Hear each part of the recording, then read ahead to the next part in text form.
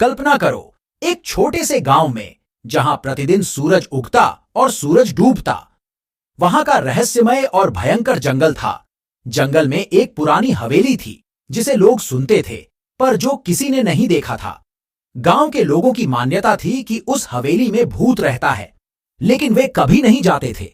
एक दिन गांव के एक नौजवान ने निश्चय किया कि वह हवेली में जाकर देखेगा। वह निश्चित होकर रात को हवेली की तरफ बढ़ा। रात का समय था और जंगल अब और डरावना लग रहा था।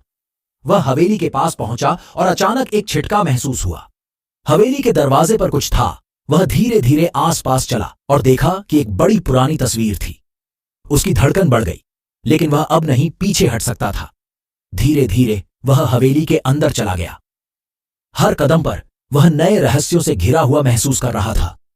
धीमे धीमे उसने एक कमरे का दरवाजा खोला और फिर उसने कुछ देखा जो उसके रोम रोम को हिला दिया। वहां एक छोटी सी बच्ची बैठी थी जिसकी आंखों में दर्द था। तुम कौन हो? उसने डर के साथ पूछा। बच्ची ने उसे देखते हुए कहा, मेरा नाम लीला है।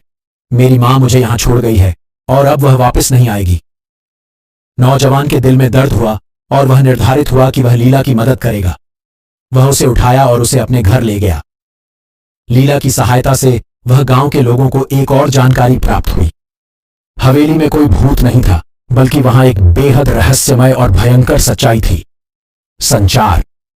इस कहानी में हमने देखा कि डर और रहस्य से भरी कहानियां हमेशा हमें सोचने पर मजबूर करती हैं, लेकिन हमें इसे सामने लाने के लिए हमेशा साहस और सामाजिक जिम्मेदारी का आह्वान किया जाता है।